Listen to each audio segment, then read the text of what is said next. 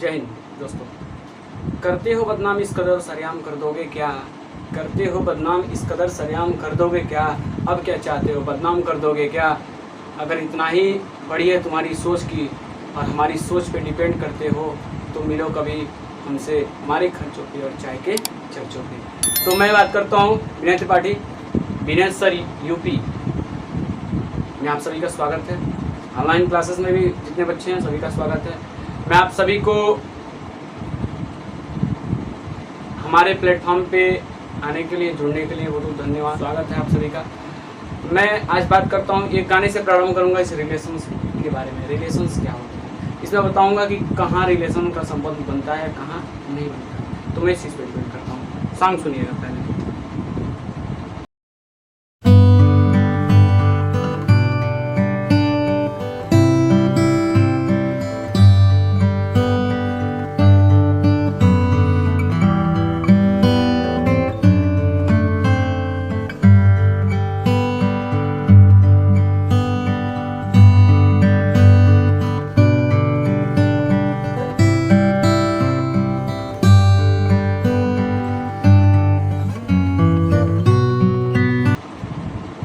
आपने इस गाने को सुना, आप गायिका जो है इनका कहना क्या है? इनका कहना है कि हमें दूल्हा देहाती चाहिए। तो आपको जाहिर सी बात है कि मैं पहले रिलेशंस के बारे में बताता हूँ। संबंध का मतलब होता है एक दूसरे को जोड़ना, यानी एक दूसरे को जोड़ना।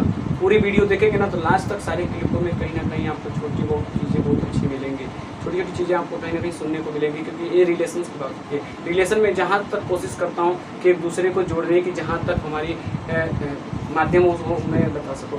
ये प्लेटफॉर्म या ये ऑनलाइन क्लास या यूट्यूब चैनल पे मैं जो भी पढ़ा रहा हूँ ये सिर्फ आपके लिए ही पढ़ा रहा हूँ, क्योंकि ये जो चैप्टर है ना वास्तव में हार्ड होता है, टफ पड़ता है, लेकिन मैं इसको टफ पढ़ने नहीं दूंगा, हार्ड होने नहीं दूंगा। मैं सीधे सिंपल और सरल लैंग्वेज बताऊंगा। इसलिए मैं सीधे पहले एक गाने से प्रारंभ किया। इस गाने का अर्थ जानिए, फिर मैं इस अर्थ से संबंध को सिद्ध करता हूँ। कह रहा है कि दूल्हा देहाती चाहिए। इनका कहना है, गायिका जो कह रही है दूल्हा देहाती चाहिए। आपको जाहिर सी बात है कि दूल्हा आज के दौर में देहाती मिल जाए तो कोई लड़की एक्सेप्ट नहीं करेगी, यानी यहाँ संबंध की आशंका बन जाती है। क्योंकि अगर लड़की पढ़ी लिखी हो तो जाहिर सी बात है कि दूल्हा देहाती उसको नहीं चाहिए। स्टार्टिंग का जो लव होता है वो सोमारी व्रत से ही शुरू होता है। जो धार्मिक परंपराएं हैं होनी चाहिए और ये धार्मिक परंपरा के अंतर्गत होता है, अच्छी बात है। लेकिन जो हमारा रिलेशन है यहाँ आशंकाएं क्या होती हैं, ज़्यादा प्रकट होती हैं। क्यों? क्योंकि यहाँ संबंध सिद्ध नहीं हो पाएगा। क्योंकि सिद्ध करने के लिए या तो दोनों उसी कैटेगरीज के हो तो सही है, वरना नहीं होंगे तो नहीं होगा। यानी कि हम अब सीधे संबंध की बात करते हैं। संबंध होता क्या है? तो देखिए, आप कह सकते हैं किताब की परिभाषा के अनुसार कि जब दो समुच्चय ए व बी, अगर आपको समुच्चय नहीं पता है तो पिछले लेक्चर वीडियो में आप देखें हैं, आप उसको नहीं देखे हैं तो देख सकते हैं, जाइए देखिए, आप उसको वहां से समझिए, फिर यहाँ आकर डिस्कस कीजिए। कह रहा है समुच्चय, दो समुच्चय को, यानी मैं पहले बोल दिया हूँ कि संबंध एक दूसरे, दो लोग रहेंगे तभी, दो या दो से अधिक लोग रहेंगे तभी बनेगा, वरना नहीं बनेगा। तो मेरे कहने का मतलब है कि जब एक दूसरे यानी दो समुच्चय आपस में क्या होते हैं, संयोग करेंगे, यानी एक दूसरे को, यानी दो समुच्चय को एक साथ जोड़ने पर जो हमारा उप समुच्चय बनता है आर, वही क्या बन जाता है, संबंध होता है। यानी उसको एक रिलेशन का नाम देते हैं, जिसे हम क्या कहते हैं, संबंध कहते हैं। ये हमारी परिभाषा है। यानी कि एक इंसान से दूसरे इंसान का एक संबंध बनना ही मेरा क्या होता है, संबंध कहलाता है। यानी कि लड़का हो लड़की हो, दोनों की शादी हो गई तो वहाँ क्या बन गया, एक विवाहित जीवन बन गया और उनका एक संबंध बन गया। तो संबंध जाहिर सी बात ये है, आपको पढ़ने में समझ में आ गया, बहुत अच्छी बात है। कमेंट में बिल्कुल बताइएगा कि कैसा लगा आपको, ठीक है। मैं संबंध पढ़ने से पहले आपको कुछ चीज़ें बता रहा हूँ। जैसे इसमें आर्डर्ड पेयर होते हैं, यानी आर्डर पेयर्स होते हैं। आपको पढ़ना क्या है, आर्डर्स पेयर में क्या करना है, जो हमारा होता है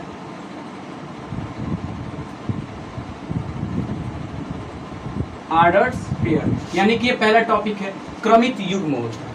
क्रमित युग्म में क्या होते हैं आपको ये जानना जरूरी है। तो देखिए, क्रमित युग्म में आप जब समुच्चय की उस वीडियो को देखेंगे तो उसमें कुछ चीजें बताई गई हैं। देखिए, समुच्चय में यदि उनके एलिमेंट को हम एक स्थान से दूसरे स्थान पर क्या करते हैं, रिप्लेस करने, यानी एक स्थान से दूसरे स्थान तक यदि हम उनको भेज दें तब भी वो समुच्चय ही होता है। संबंध में थोड़ा सा डिफरेंट नहीं, बिल्कुल सही है, लेकिन थोड़ा सा आपको हटके पढ़ा रहा हूँ। जब हटके पढ़ेंगे तभी कुछ समझ में आएगा, क्योंकि मैं भी जब पढ़ा था इस चैप्टर को तो हमारे लिए टफ लगा, लेकिन आज मैं इसको सिंपल भाषा में बताऊंगा। क्या है कि जैसे समुच्चय में आपने पढ़ा था, चलिए मैं यहाँ से स्टार्ट नहीं करता हूँ, यहाँ से आप समुच्चय में पढ़े हैं ए कामा बी। सपोज ये दो एलिमेंट है, ए एंड बी, आप इसको इंटरचेंज या फिर एक्सचेंज कर दीजिए। तो जब एक्सचेंज करेंगे तो बी कामा ए, यानी इन दोनों को जब रिप्लेस किए तो क्या बना, ये बना। फिर भी ये बनेगा तो मेरा क्या होगा, समुच्चय ही होगा, यानी क्या बनेगा, मेरा सेट सी होगा। लेकिन क्रमित युग्म में क्या होता है, यदि ए कामा बी हमारा क्या है, दो क्रमित युग्म है, तो ये क्या हो सकता है, बी कामा ए नहीं हो सकता है, यानी मेरा क्या है, क्रमित युग्म नहीं कहलाएगा। जैसे यहाँ सपोज कीजिए, जैसे दो एलिमेंट का मतलब होता है दो समान, यानी कि दो एलिमेंट, यानी अगर देखिए एलिमेंट आप पढ़े भी होंगे कि मैं बताया था कल लेक्चर वीडियो में भी कि आप पिछले लेक्चर वीडियो में पढ़े हैं कि समुच्चय में क्या होता है, लड़की है तो ये भी क्या है, लड़की। सपोज कीजिए कोई मान लीजिए झरेलिया है, बगलिनिया है, दोनों मान लीजिए, और ये झरेलिया और बगलिनिया है, अब इनको इंटरचेंज कर देंगे तब भी तो क्या होंगे, झरेलिया बगलिनिया दोनों लड़की ही होंगी, यानी दोनों समुच्चय ही होगा। लेकिन यहाँ पर संबंध एक दूसरे की बात हो रही है। यहाँ पे सपोज कीजिए ये क्या है, लड़का है, ये क्या है, लड़की है। जब लड़का और लड़की को चेंज करेंगे, यानी लड़की को लड़का और लड़के को लड़की नहीं बना सकते, नहीं लड़का को लड़की और लड़की को लड़का नहीं बना सकते। आप कपड़ा पहना दीजिए लेकिन जेंडर तो चेंज नहीं होगा, तो वह चेंज नहीं हुआ तो जाहिर सी बात है कि मेरा क्रमित युग्म नहीं बनेगा। यानी कि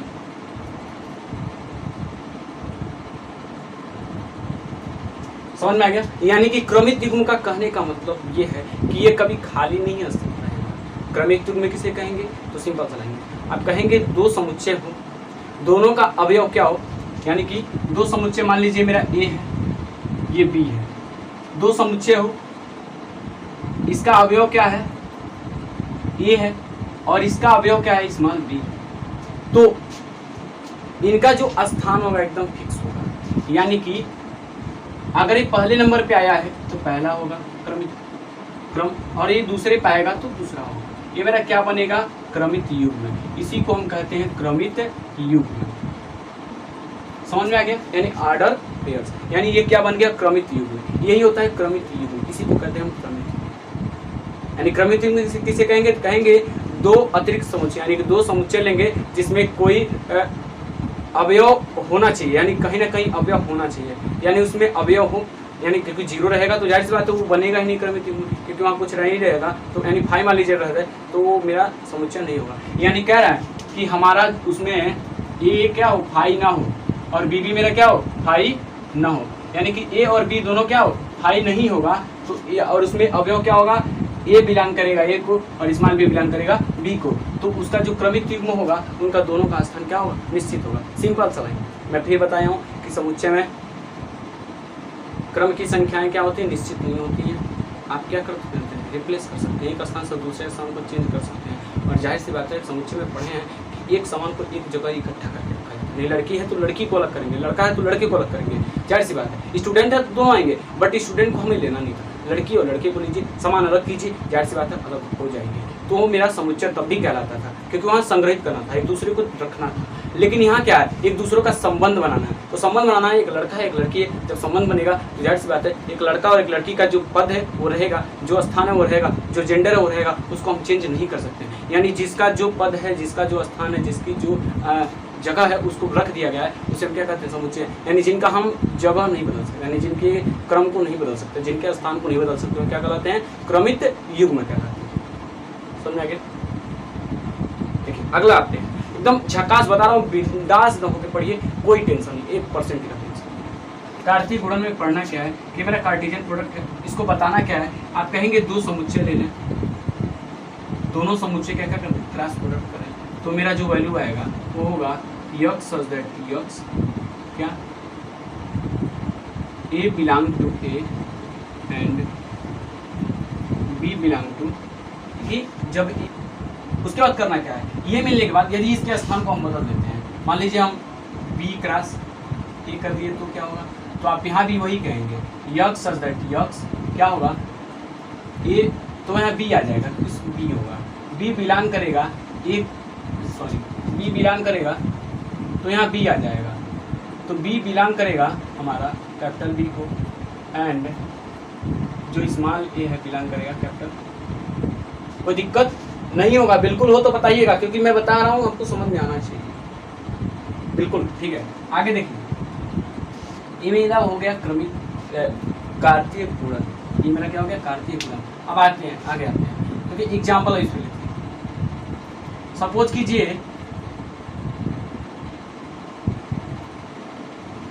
suppose a is equal to मेरा वैल्यू है 1 2 3, ठीक है, and b is equal to हो जाएगा 4 and 5। तो कह रहा है कार्तीय गुणनफल, यानी कार्तीय गुणन क्या होगा, तो आप कह सकते हैं a cross b is equal to, जब इसका वैल्यू रखेंगे 1 2 3 एंड, और इसकी वैल्यू होगा एंड इसका जो वैल्यू होगा 4 and 5। तो हमें करना क्या है, जब इसका कार्तीय गुणन करेंगे तो जाहिर सी बात है बताऊं, पहले स्थान वाला पहला होगा, दूसरे स्थान वाला दूसरा, यानी जब 1 होगा इन दोनों के साथ होगा। तो पहले क्या बनेगा 1 पहले है 4 क्या है बाद में, फिर क्या होगा 1 पहले है 5 बाद में है, फिर अब क्या है, अब कौन बचा 2 वाला, 2 लेंगे तो अभी 2 भी क्या है पहले है, और ये क्या है बाद में है। 2 क्या है पहले है 5 से, 5 क्या है बाद में है, यानी कि अब 3 है तो 3 क्या है पहले है, 4 क्या है बाद में। फिर आइए 3 क्या है पहले है, 5 क्या है बाद में है। ये मेरा क्या हो गया वैल्यू, इसे हम ये मेरा क्या हो जाएगा, यानी मेरा क्रमिक युग्म बना, बना कि नहीं बना, बिल्कुल बना। आप इसको देख सकते हैं, ये मेरा एक क्रमिक युग्म बना, यही जो नहीं ये क्या बना मेरा, ये क्या बना, बिल्कुल बना। ये जो बना है मेरा कार्तीय गुणन, यानी कि मैं a क्रॉस b की वैल्यू क्या कर लिया, ये जो मेरा वैल्यू है वो कितना है, a क्रॉस b की है, a क्रॉस b की वैल्यू है। यदि स्थान को बदल देंगे, मान लीजिए यदि हम स्थान को बदल देते हैं, b क्रॉस a जब करेंगे तो वैल्यू क्या हो जाएगा, यानी कि 4 कामा 1 5 कामा 1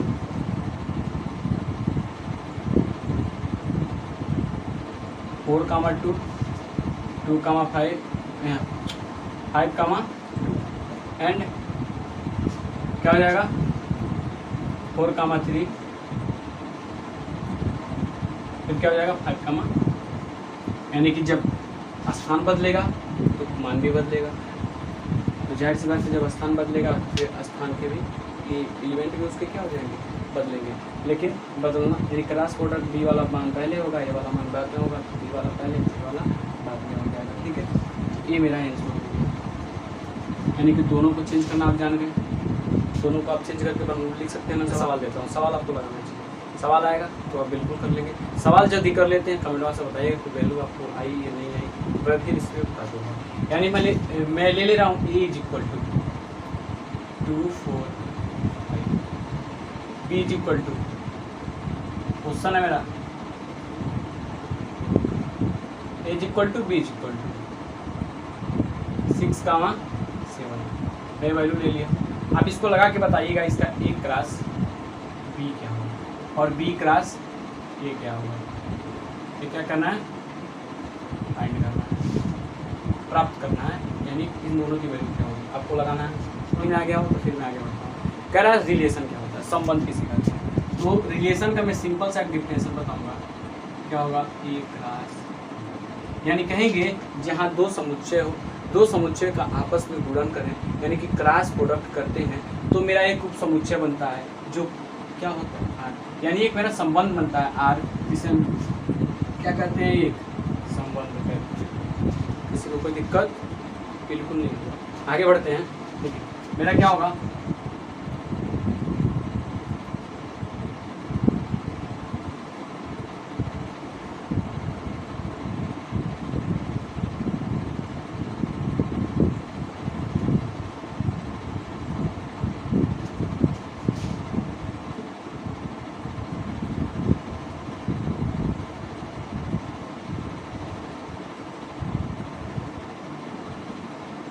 संबंध के प्रांत, परिसर और स्वप्रांत कैसे ज्ञात करते हैं, मैं आपको ये बताऊंगा, ठीक है।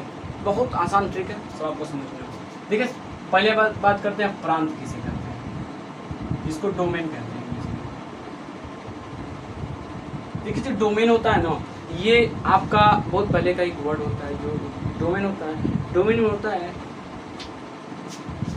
डोमेन होता है, डोमेन में कहना क्या है कि आपको पता होगा कि ये जो मेरा संबंध होता है R subset A cross B, यानी दो समुच्चयों का आपस में क्रॉस प्रोडक्ट करके जो वैल्यू उप समुच्चय यानी क्रॉस प्रोडक्ट करने के बाद जो हमारा उप समुच्चय मिलता है वो क्या होता है, यानी जो संबंध बनता है हमारा क्या होता है, आर होता है। इसे हम क्या कहते हैं, संबंध। इन दोनों का जो क्रॉस प्रोडक्ट करते हैं, पीछे भी बताया हूँ, इसमें बताऊंगा नहीं, बिल्कुल साफ बता, यानी कि जो हम इसका क्रॉस प्रोडक्ट करते हैं उसमें जो हमारा, यानी इसका परिभाषा क्या होगा, कहेंगे संबंध आर में अवयव का पहला स्थान, यानी जो क्रॉस प्रोडक्ट करने के बाद अवयव का जो स्थान आता है, मैं बताया हूँ 1 2 3 को लेके, 1 2 3 पहले था तो 1 2 3 पहले आया, यानी कि कहेंगे कि जब दो क्रॉस प्रोडक्ट करें तो पहले वाला का जो पहला स्थान है अवयव का, वही मेरा क्या होता है, प्रांत होता है।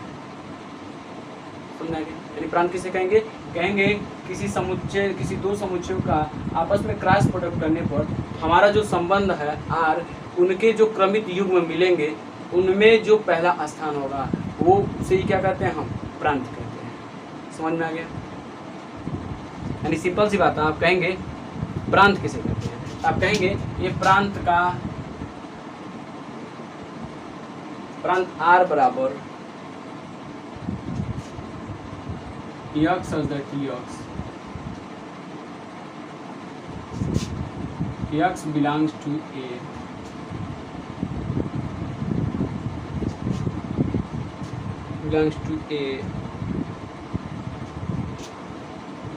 तथा x y belongs to, देखिए ये प्रांत है, डोमेन है, यानी प्रांत में डोमेन, यानी प्रांत का जो इंग्लिश नेम, ये प्रांत है, ये डोमेन, यानी प्रांत का इंग्लिश नेम डोमेन होता है।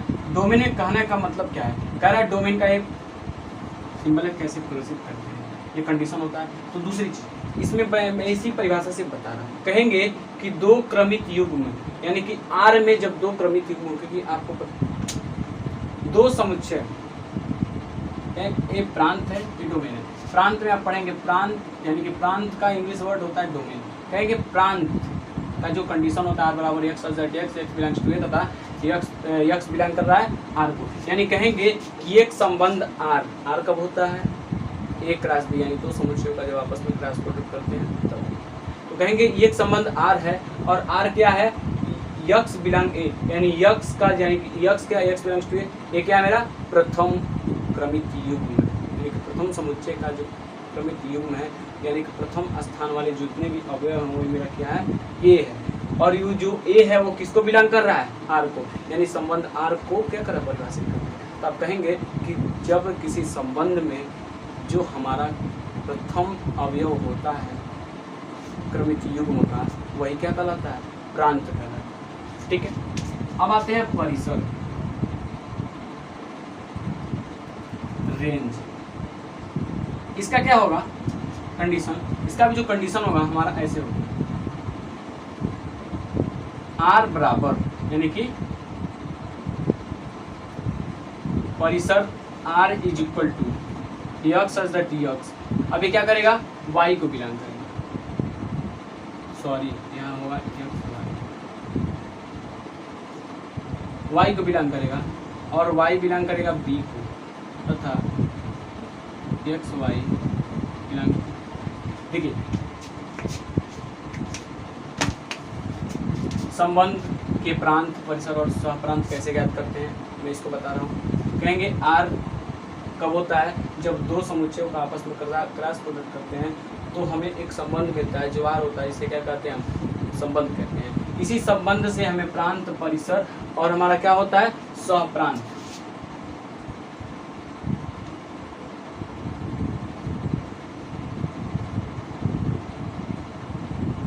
कोडोमेन, ये हमको जानना है। तो कहेंगे प्रांत किसे कहते हैं, तो आप कहेंगे इस समुच्चय संबंध आर, कहेंगे प्रांत किसे कहते हैं, कहेंगे संबंध आर में क्रमित युग्म में x y, यानी कि क्रमित युग्म में x और y, यानी कि संबंध आर में जो क्रमित युग्म होगा x y, उनमें जो प्रथम स्थान के अवयव होंगे यानी क्रमित युग्म होंगे, वही क्या कहलाएंगे, हमारा प्रांत कहलाएंगे। इसमें क्या होगा, कहेंगे x y belongs to r, यानी कि किसी संबंध R में जो हमारा क्रमित युग्म के स्थान है x और y, इनका जो द्वितीय स्थान होगा यानी दूसरे वाले स्थान, वो मेरे क्या होते हैं, परिसर। ठीक है, रेंज कहलाते हैं। अब आगे आते हैं, तीसरा मेरा है सहप्रांत। तीसरा मेरा आगे आते हैं सहप्रांत। सहप्रांत क्या होता है कहेंगे कोडोमेन। कोडोमेन का डिफिनेशन है, अब आते हैं दूसरे नंबर पे। कह रहा है कि मेरा सहप्रांत क्या होता है, कहेंगे संपूर्ण, जो संपूर्ण हमारा परिसर होता है आर, परिसर यानी रेंज होता है, मैं इसको लिख दे रहा हूँ परिसर। संपूर्ण परिसर जो मेरा आर होता है वही क्या कहलाता है, वही क्या कहलाता है सहप्रांत।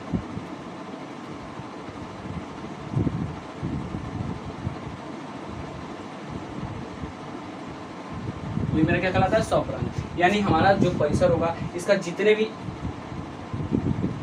अवयव होंगे, यानी जितने भी इसके क्रमिक युग्म में स्थान होंगे, परिसर का यानी दूसरा क्रमिक युग्म होगा, वो सारे क्या कहलाएंगे, आर कहलाएंगे।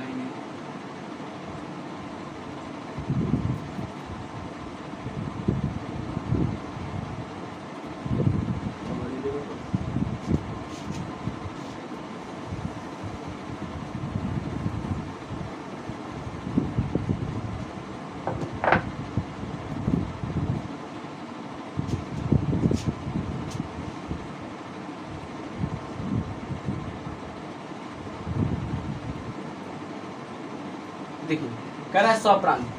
स्वप्रांत किसे कहते हैं, तो आप कहेंगे स्वप्रांत कोडोमेन संपूर्ण समुच्चय बी, यानी जो मेरा बी वाला समुच्चय यानी दूसरा वाला जो मान है, यानी बी एक राशि बी पहला दूसरा, यानी कह रहा है समुच्चय संपूर्ण समुच्चय बी स्वप्रांत कहलाता है। क्यों, क्योंकि जो संपूर्ण समुच्चय का क्या होगा स्थान वाले अवयव होंगे वही क्या कहलाएंगे, इसके स्वप्रांत कहलाएंगे। समझ में आ गया।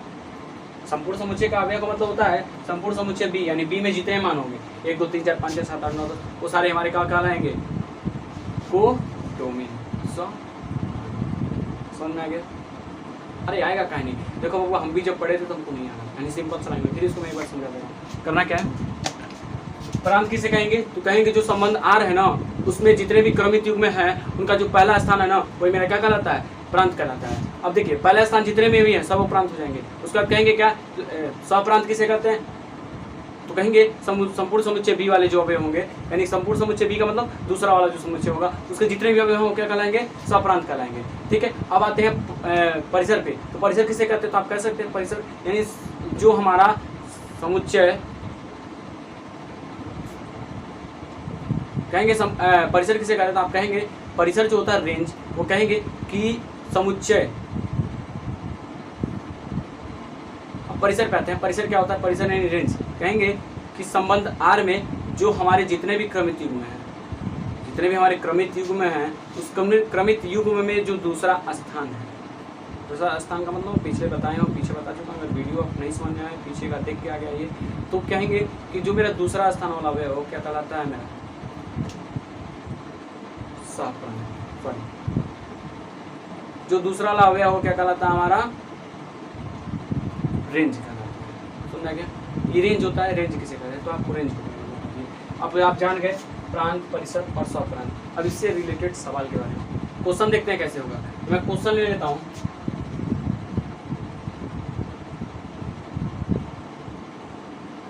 मान लीजिए A is equal to suppose 1 2 B is equal to मेरी वैल्यू है 3 5 एंड क्या याद करना हमें, फाइंड द डोमेन रेंज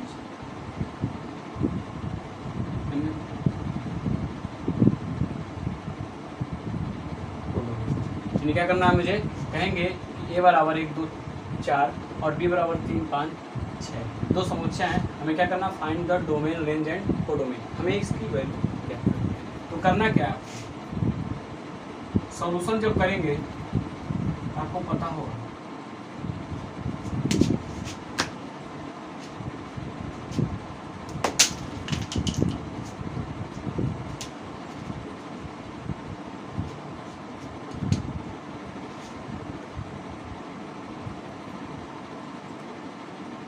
क्या होगा मेरा, आप जब पहले इसका तो हमें संबंध दिखाना, पहले इसको हम संबंध हमें बताएंगे। तो पहले लिख दीजिएगा गिवन है। कभी भी बेटा देखो पूरा लिखोगे तभी तुम्हें नंबर मिलता है, स्टेप बाय स्टेप मैथ में नंबर मिलता है, पूरा लिखना चाहिए। गिवन है एक बार इसी वैल्यू को लिख दो 1 2 एंड 4, फिर b इज इक्वल टू कितना 3 5 एंड 6, ये हो गया। करना क्या है, हमें पहले इसका रिलेशन ज्ञात करना है, यानी कि हमें इस वैल्यू को ज्ञात करना है। तो अब क्या हो जाएगा r is equal to a cross b। तो पहले हम a क्रॉस b करते हैं। अब हमें क्या करना है, a क्रॉस b की वैल्यू ज्ञात करना है। a क्रॉस b की वैल्यू बताइए। तो करेंगे जब a क्रॉस b तो आपको पता होगा 1 2 4 मल्टीप्लाई आप 3 5 एंड इसका जब करेंगे आप सॉल्यूशन तो जाहिर सी बात है आपको मिलेगा क्या 1 3, क्योंकि पहला पहले दूसरा दूसरे के साथ, उसके बाद 1 5, उसके बाद 1 6, ठीक है, उसके बाद 2 3,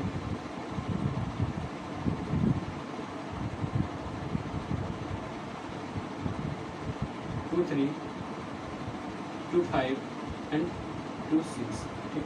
उसके बाद क्या होगा अगला 4 3 4 5 एंड 4 6, ये मेरा क्या मिला a क्रॉस b की वैल्यू आई। अब मैं बताया था कि जो a क्रॉस b की वैल्यू आती है वो संबंध r से रिलेटेड होता है, और r में ही बताना है, यानी उनके जो पहले स्थान के जो अवयव हैं क्या हमें लिखाना है, प्रांत। समझ में आ गया। अब प्रांत क्या लिखेंगे,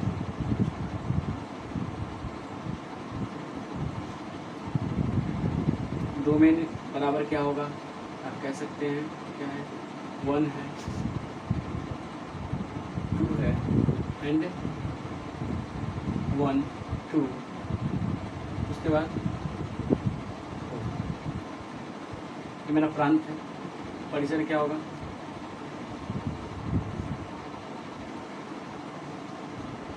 रेंज मेरा क्या हो जाएगा 3 5 एंड ये मेरी रेंज और प्रांत परिसर हो गया। उसके बाद प्रांत और ये मेरी प्रांत और परिसर हो गया। उसके बाद क्या होगा कोडोमेन,